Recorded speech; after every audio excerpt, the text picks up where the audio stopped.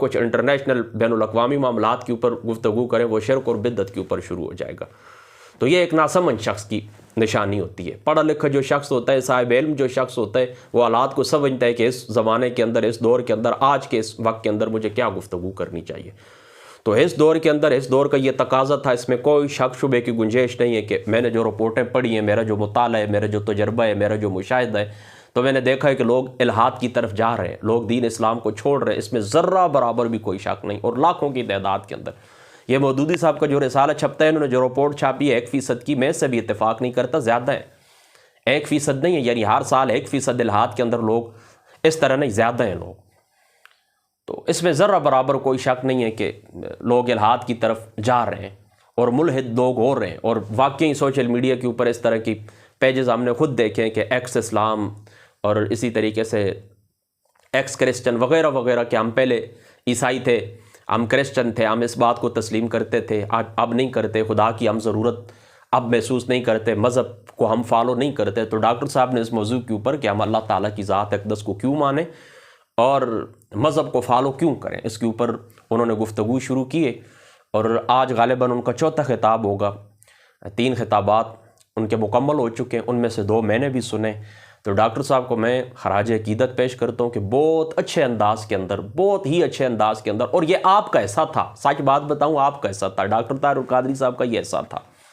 میرا یہ جو جگہ ہے نا, جس جگہ کے اوپر میں بیٹھا ہوں, میں ہمیشہ جائے نماز کے اوپر ہی بیٹھتا ہوں, ابھی بھی میں جائے نماز کے اوپر ہی بیٹھا ہوں. اور اللہ پاک کا شکر ہے, پوری زندگی کے اندر کبھی میں 1 سیکنڈ کے لیے بھی بے وضو میں نے کوئی کام نہیں کیا. مجھے جس وقت وضو کی ضرورت ہوتی ہے بس میں کرتا ہوں, اس کے بعد چائے کا 1 کپ بھی میں نے بغیر کبھی وضو کے, اللہ پاک کا شکر ہے, میں نے نہیں پیا ہے. تو میں اللہ پاک کا شکر ہے, وہ کیا کہتے ہیں کہ ذمہ دار شخص ہوں. کبھی نہ کسی کی زندگی بھر طرفداری کیے, نہ کبھی کروں گا, نہ میں کسی مسلک سے متاثر ہوں, اور میں قرآن اور سنت کا فالو کرنے والا ہوں. اللہ پاک کا فضل ہے. اس معیار کے اوپر ہر شخص کو تولیں گے, کوئی ہمارا اپنا ہے, کوئی پرایا ہے. انشاءاللہ تعالیٰ اسی کے اوپر تولیں گے, کوئی شخص ہے, اپنا ہے یا پرایا ہے.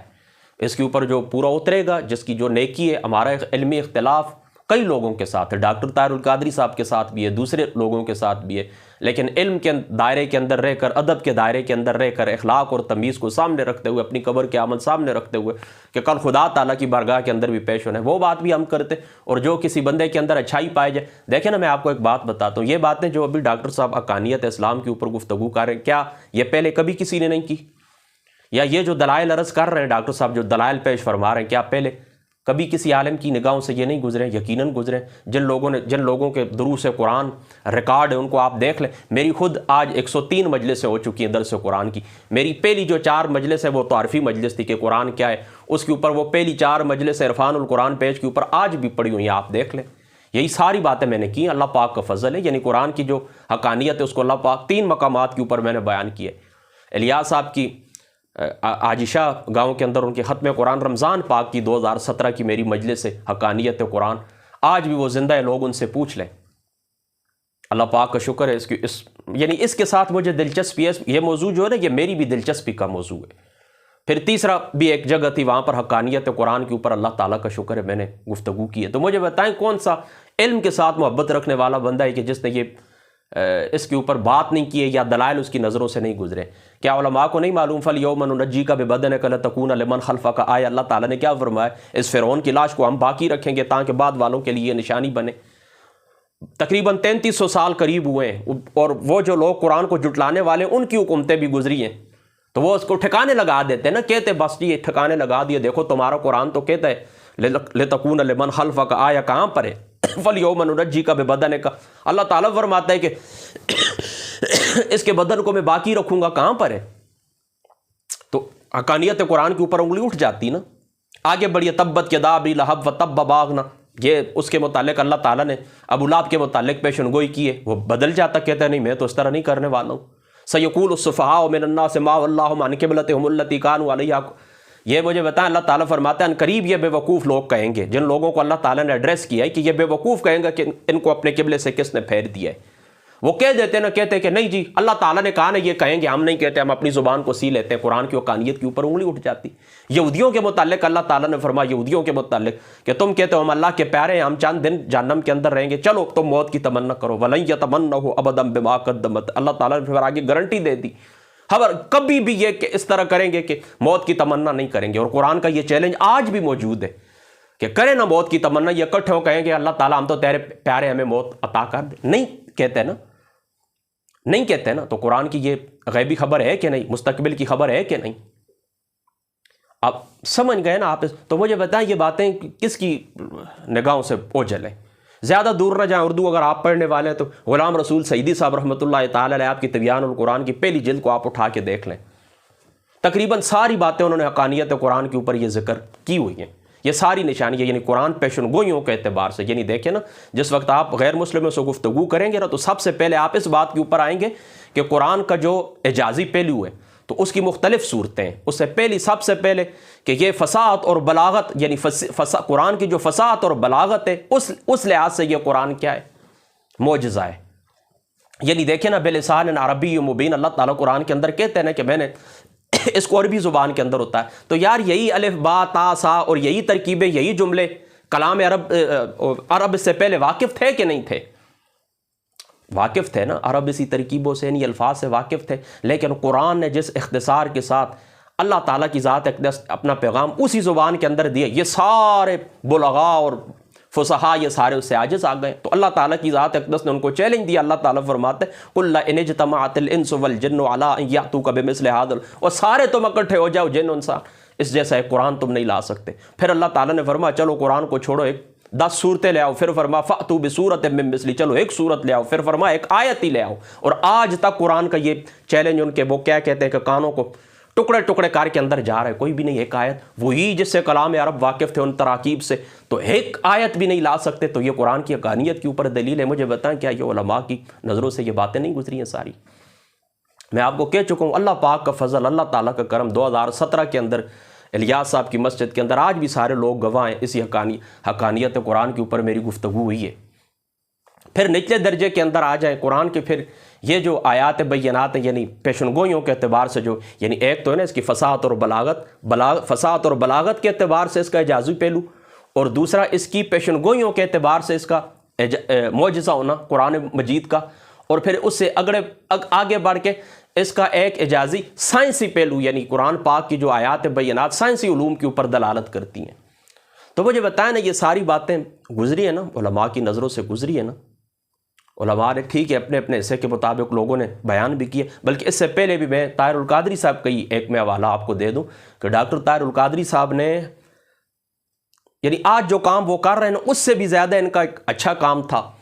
1987 کے اندر, 87 کے اندر یا 88 کے اندر مناظرہ ڈنمارک, یعنی عیسائیوں کے اس عبادت خانے کے اندر, کلیسے کے اندر بیٹھ کر انگلش کے اندر ان لوگوں کو ڈاکٹر قادری صاحب نے سامنے بیٹھ کے بڑے زبردست انداز میں ان کو جواب دیے, اور قرآن کی حقانیت اور اسلام کی حقانیت. اور میری نگاہوں میں میں کہتا ہوں کہ ڈاکٹر صاحب نے آج جو خطابات کیے ہیں اس سے وہ زیادہ مضبوط کام تھا ڈاکٹر صاحب کا 87 کے اندر.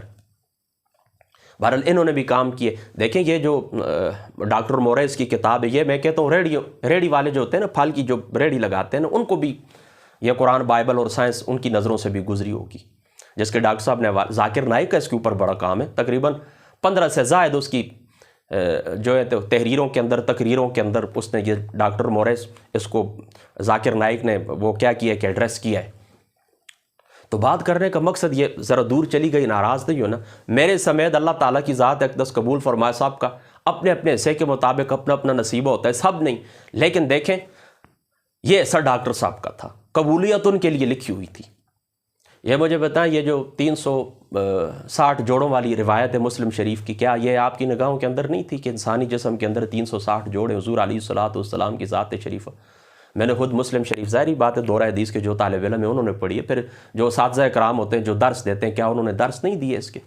لیکن دیکھیں اس بندے کی قسمت اپنی, دیکھیں کہ اس بندے نے جس وقت اس حدیث پاک کو بیان کیا ہے اور حضور علیہ الصلوۃ والسلام کی نبوت کو وہ کھڑا ہو کے کہتا ہے میرا بھی سلام ہے, اور آپ سب کو بچے بیٹیاں جو سامنے بیٹھے ہوئے آپ سب اس طرح کریں کہ اٹھ کے حضور کی نبوت کو سلام کریں. تو وہ لمحہ ایسا تھا کہ وہ لرزا دینے والا تھا, لرزا دینے والا وہ لمحہ تھا. ہم سب لرز گئے. میری خود کیفیت عجیب تھی, اللہ کی قسم اٹھاتا ہوں. مجھے بھی وہ کلپ کسی نے بھیجا ہے نا, میری اپنی کیفیت عجیب تھی. یار بڑی شان ہے, مطلب یہ کہ اس طرح لگتا تھا یہ حدیث پاک سنی ہی پہلی دفعہ ہے. فَالْيَوْمَ نُنَجِّيكَ بِبَدَنِكَ لِتَكُونَ لِمَنْ خَلْفَكَ آیَةً، یہ فرعون کے یہ لگتا ہے سنیں ہی پہلی دفعہ ہے، معلوم اس طرح ہوتا تھا یہ سنا ہی ہم نے، حدیث پاک بھی یہ پہلی دفعہ سن رہے، اور یہ جو فرعون کے متعلق اللہ تعالیٰ نے فرمایا تھا اس کی لاش کو میں باقی، یہ بھی ہم پہلی دفعہ سن رہے ہیں۔ بہرحال ان کا اپنا حصہ تھا، کوئی اس میں شک شبے کی گنجائش نہیں ہے، ضروراً اس میں کوئی شک نہیں کہ اہل علم جو ہوتے ہیں بہت ساری باتیں ان کے علم کے اندر ہوتی ہیں، لیکن بہت ساری باتیں اللہ تعالیٰ کی ذات اقدس نے ہر علم والے سے اوپر ایک علم والا رکھا ہے۔ مطلب ڈاکٹر صاحب نے اپنی پہلی نشست کے اندر جو یہ کہا نا کہ یہ جو ہوتے ہیں الیکٹران، پروٹان، نیوٹران، یہ جو نظر نہیں آتے، یہ خوردبین سے بھی نظر نہیں آتے، ظاہری سی بات ہے یہ ہمارے علم کے اندر بھی یہ بات پہلی دفعہ آئی ہے، یعنی یہ بات پہلے مجھے بھی نہیں معلوم تھی کہ یہ جو ذرے کیسے ہوتے ہیں، الیکٹران، نیوٹران، پروٹان، یہ مطلب یہ کہ یہ خوردبین سے بھی نظر نہیں آتے، یہ میرے علم کے اندر نہیں، یہ ہمارے اوپر تو اچانک بھی سوال کرنے والے آ جاتے ہیں نا، اگر کوئی آ جاتا وہ مجھ سے سوال کرتا مجھے بھی ندامت اٹھانی پڑتی، ظاہری سی بات ہے میرے علم کے اندر یہ بات نہیں تھی، یہ پہلی دفعہ میرے علم کے اندر آئی کہ اتنی بڑی بڑی خوردبینیں ہونے کے باوجود، اتنی ترقی کے باوجود آج تک ان کو دیکھا ہی نہیں جا سکا، لیکن چلو ان کے جو اثرات ہیں تو ان کی وجہ سے وہ سائنس کہتی ہے کہ ہم ان کو تسلیم کرتے ہیں، تو یہ بات میرے لیے بھی نئی بات تھی۔ اس طرح اور بھی درجنوں باتیں جو واقعی ہمارے پہلے مطالعے کے اندر نہیں آئی ہیں، اچھی بات ہے۔ تو بات کرنے کا مقصد یہ کہ حقانیت قرآن کے اوپر، اللہ تعالیٰ کی وجود کے اوپر جو دلائل ڈاکٹر صاحب نے پیش کیے ہیں، تو اس میں کوئی شک شبہ نہیں ہے کہ دنیا کو، پوری دنیا کو انہوں نے ہلا کے رکھ دیا ہے، اس میں ذرہ برابر بھی کوئی شک شبہ نہیں ہے، پوری دنیا کو انہوں نے ہلا کے رکھ دیا۔ بڑے لوگ متاثر ہوئے، ان کے سامنے جو ہزاروں کی تعداد میں مرد اور خواتین بیٹھے ہوئے، تو وہ بھی کوئی شک نہیں ہے کہ ان کی کیفیت بھی عجیب ہے، اور پوری دنیا سے جو لوگ نیٹ کے ذریعے، سوشل میڈیا کے ذریعے جو ان سے جڑے ہوئے ٹیکنالوجی کے ذریعے، وہ لوگ بھی متاثر ہوئے، کوئی شک شبے کی گنجائش نہیں۔ دیکھیں نا، لوگ کہتے تھے طاہر القادری صاحب وہ لگ گئے ہیں، دیوار کے ساتھ لگ گئے، لیکن نہیں، دیکھیں دیوار کے ساتھ نہیں لگے، پوری دنیا کے اندر ابھی پھر ان کا چرچا اور شور ہو چکا ہے ان خطابات کی وجہ سے۔ یعنی صرف دیکھیں نا، وہ میڈیا کے اوپر تشہیر ہوئی ہے نا کہ اس موضوع کے اوپر بات کریں گے تو سب کے کان کھڑے ہو گئے، خدا کو کیوں مانیں، مذہب کو کیوں فالو کریں۔ جس وقت یہ میڈیا کے اوپر ان کے خطابات سے پہلے یہ صرف اشتہار چلے ہیں نا، تو لوگوں کے کان کھڑے ہو گئے، لوگوں نے توجہ کے ساتھ سنا، بڑے بڑے پاورفل لوگ۔ اور ابھی بھی دیکھیں، یہ اللہ تعالیٰ کی، دیکھیں کسی بندے کو خدا تعالیٰ کی ذات اقدس کوئی مقام دے، ہمیں کھلے دل سے تسلیم کر۔ بڑے بڑے سائنٹسٹ ان کے سامنے بیٹھے ہوئے، بڑے بڑے فنکار ان کے سامنے بیٹھے ہوئے، چانسلر، وائس چانسلر جو یونیورسٹیز کے، وہ سامنے بیٹھے ہوئے، جن کے سامنے 2 منٹ بندہ گفتگو نہیں کر سکتا، لیکن کس طرح وہ دیکھیں وہ بیٹھے ہوئے، اور سامنے اس طرح محسوس ہوا ہے کہ یہ کوئی بچے ہیں، چھوٹے چھوٹے بچے ہیں، ان کو تو کچھ آتا ہی نہیں ہے، ان کو تو۔ اور واقعی یاد رکھے، علم کی خیرات اگر آپ نے لینی ہے تو اپنے آپ کو بندہ بالکل خالی کر دے، یعنی کسی کے سامنے آپ بیٹھے نا، یہ مودودی صاحب سے میرا کروڑ اختلاف صحیح، لیکن ان کی میں نے سوانح عمری جو نعیم صدیقی نے لکھی نا المودودی، اس کے اندر انہوں نے بڑی اچھی بات لکھی۔ اس کا مودودی صاحب جہاں پر بھی جاتے تھے نا، جس جگہ کے اوپر بھی کوئی شخص خطاب کر رہا ہے، جیسی باتیں چپ کر کے خاموشی کے ساتھ وہ سنتے تھے۔ تو میرے اندر بھی اللہ پاک کا شکر ہے، یہ عادت ہے، آپ کو بھی میں یہ نصیحت کرتا ہوں، یاد رکھیں کوئی بندہ بھی گفتگو کرنے والا ہے نا، اس کی گفتگو آپ توجہ سے کے ساتھ سنیں، کوئی ایک جملہ آپ پیک کر ہی لیں گے، اگر وہ آپ کے سامنے بیٹھے ہوئے شخص انتہائی وہ کیا کہتے ہیں علمی لحاظ سے کمزور بھی ہونا، آپ کے لیے کوئی نہ کوئی بات وہ ضرور چھوڑ جائے گا، کچھ نہ کچھ آپ ضرور سیکھ جائیں گے۔ اب میرے ساتھ بھی کچھ اس طرح مدارس کے طلباء علماء میرے ساتھ بحث مباحثہ کرتے ہیں نا، تو مجھے کم از کم یہ علم ضرور حاصل ہو جاتا ہے کہ ہاں یار، دنیا جو کچھ کہتی ہے ٹھیک کہتی ہے، واقعی یہ لوگ کتنا پیچھے ہیں۔ بظاہر میں ان سے ہار جاتا ہوں، کہتا ہوں ٹھیک ہے، نہیں میں نے آپ کے ساتھ بات نہیں کری، لیکن کچھ نہ کچھ مجھے ان سے بھی سیکھنے کے لیے مل جاتا ہے کہ مجھے اب کیا کرنا چاہیے۔ تو بات کرنے کا مقصد ہے نا، دیکھیں ان کو اللہ تعالیٰ نے یہ ایک عظمت دی ہے، ایک شان دی ہے، شان علم اللہ تعالیٰ نے ان کو عطا کی، اور بڑی بات ہے محنت سے۔ دیکھیں وہ خود کہہ رہے ہیں کہ میں 35 سال فجر پڑھتا رہا ہوں مغرب کے وضو سے، یہ بڑی بات ہے۔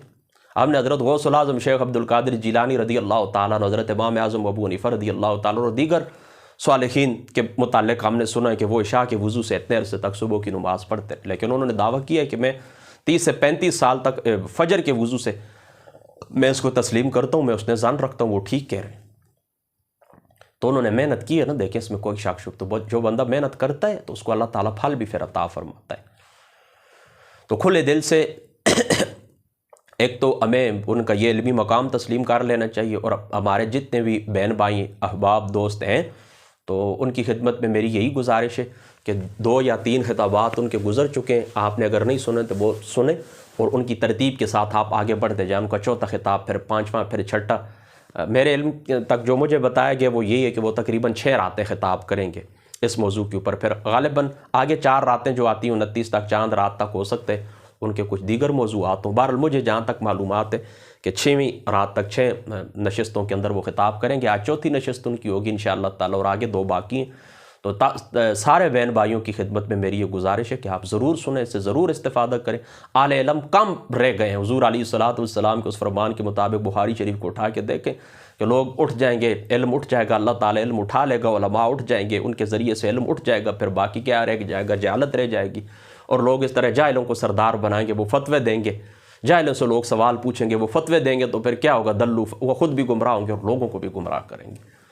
تو یہ قاۃ الرجال کا زمانہ. ایمانداری بات آپ کو بتاؤں کہ یہ باتیں کم ہوتی جا رہی ہیں. اہل علم اٹھتے جا رہے ہیں، علماء اٹھتے جا رہے ہیں. پیچھے ایسے لوگ رہے ہیں جن کی کوئی دلچسپی ہی نہیں ہے.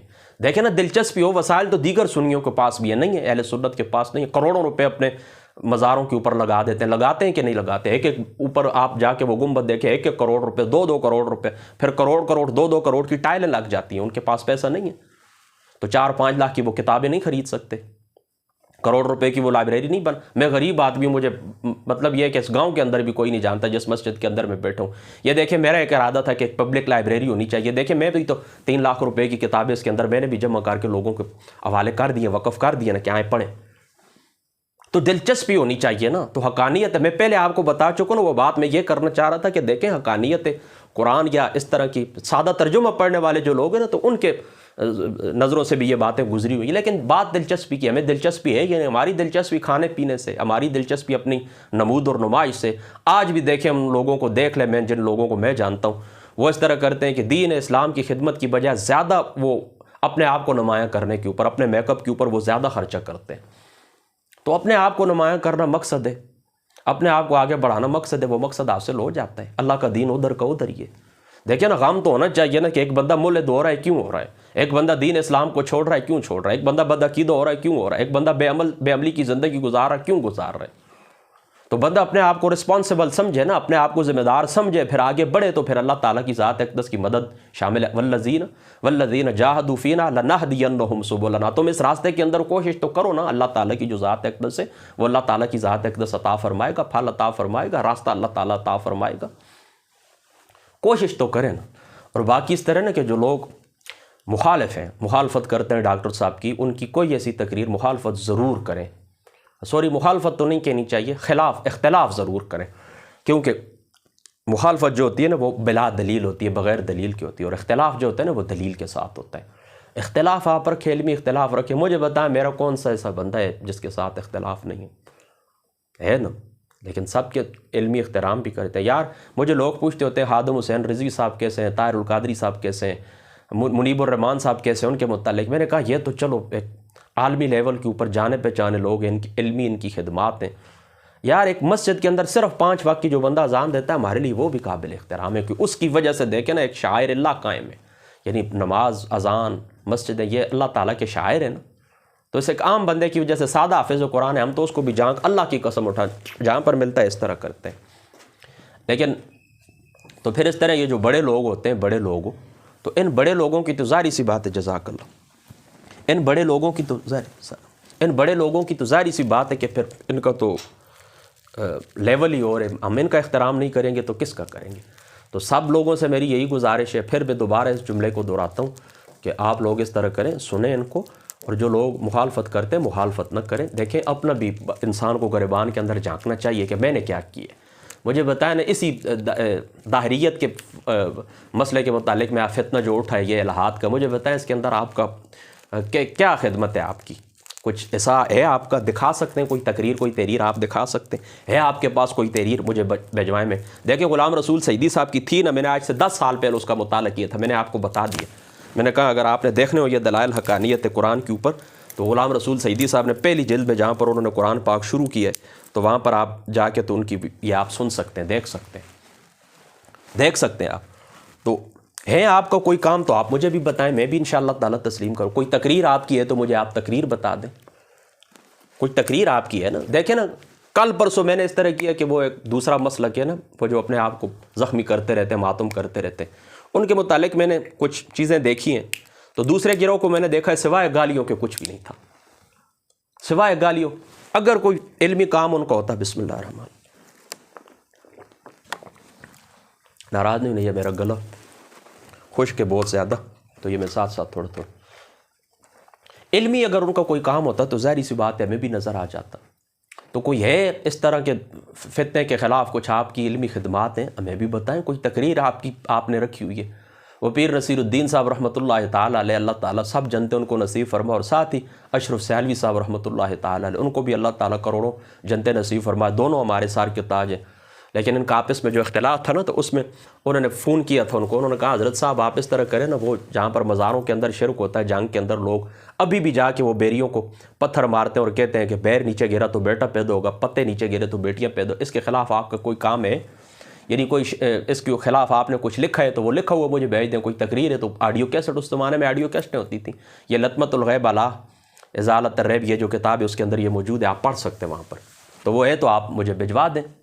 تو بات اس طرح، میں بھی آپ کو یہی کہتا ہوں نا، اس موضوع کے اوپر کچھ ہے، آپ کے بزرگوں نے علماء نے کچھ کیا ہے تو تب بتائیں، نہیں اگر کیا تو جس بندے نے کیا ہے نا، میں اکثر لوگوں کو یہی کہتا ہوتا ہوں، خلوص کی تعریف ہے یہی ہے کہ ایک کام میں کرنا چاہتا ہوں، مجھ سے بڑھ کے دوسرا بندہ زیادہ اچھے انداز کے اندر کرنا چاہتا ہے تو مجھے اللہ تعالیٰ کا شکر ادا، یعنی میں کہتا ہوں نا کہ میں درس قرآن دینا چاہتا ہوں، تو اب ایک دوسرا بندہ آ جاتا ہے کہتا ہے میں نے بھی علم دین پڑھا ہے صاحب، میں درس قرآن دوں گا، تو اب میں دیکھتا ہوں کہ یار وہ مجھ سے زیادہ بہتر دے رہا ہے، جو مجھے اللہ تعالیٰ کا شکر ادا کرنا چاہیے۔ اگر میں اپنے دل کے اندر کسی قسم کی کوئی کھوٹ پیدا، میرے دل کے اندر کوئی کھوٹ پیدا نہیں ہوتی اور میں خوش ہوتا ہوں اس بات کی، یہ خلوص کی نشانی، لیکن میں کہوں کہ نہیں آپ کی کیا ضرورت ہے، میں ہی آگے بڑھوں گا اور میں ہی اس طرح کروں گا، تو اس کا مطلب ہے کہ میں پھر میں چاہتا ہوں، اپنا تشخص میں چاہتا ہوں، اپنے آپ کو میں معروف کرنا چاہتا ہوں، اللہ تعالیٰ کے دین سے میری کوئی غرض بھی نہیں۔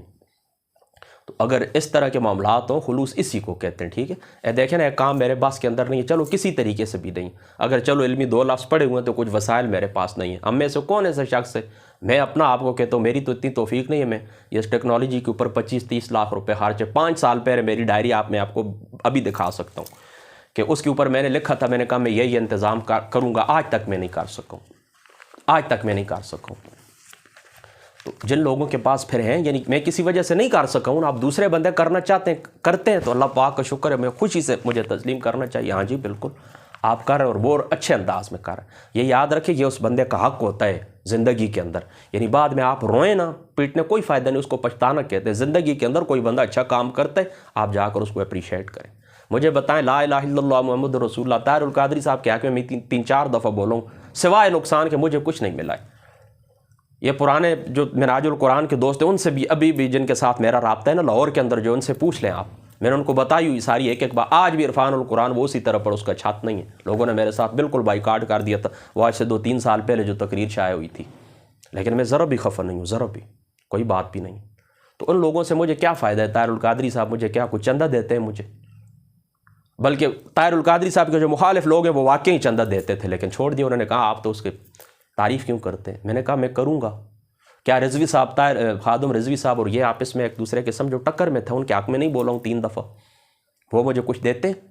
تو بات کے اپنے خلوص رکھیں، بس جو اللہ تعالیٰ کی ذات، ایک دست دینے والا اللہ تعالیٰ کی ذات، مسجد بنے، مدرسہ بنے، ہمارے گھر بنے، سب کچھ اللہ تعالیٰ کی عطا ہے۔ کسی کا کوئی بھی اس میں حق بولتے ہوئے یہ یاد رکھیں کہ آپ کو یہ چیزیں مانے نہیں ہونی چاہیے کہ میرا فلاں کام رہ جائے کسی مصلحت کا۔ اور طاہر القادری صاحب کو بھی میں اپریشیٹ کرتا ہوں، یہ بھی مصلحت کے وقت کی مصلحت کو نہیں دیکھتے، وقت کی مصلحت کو دیکھتے تو وہ ممتاز قادری والا جو مسئلہ تھا، انتہائی اہم مسئلہ تھا، وہاں پر تھوڑی سی دیر کے لیے چپ کر جاتے، انٹرویو نہ دیتے، کیا ہوتا ہے ان کو؟ واپس پاکستان واپس آ رہے تھے نا، اور انقلاب کا نعرہ بھی لگایا تھا، سیاست نہیں ریاست بچاؤ، یہ نعرہ لے کر آ رہے تھے نا، بڑی ٹائمنگ دیکھیں نا، ذرا غور کریں نا اس کے اوپر۔ اسی وقت یہ ممتاز قادری والا مسئلہ ہوا تھا تو بول پڑے، تو پاکستان کی 85% سنی آبادی ان کے خلاف ہو گئی تھی کہ نہیں، تو نقصان تو ان کو کاس کو پہنچا ہے، لیکن اس بندے نے کیا کہا، انہوں نے کہا میرا یہ نظریہ ہے، میں اس سے پیچھے نہیں ہٹوں گا۔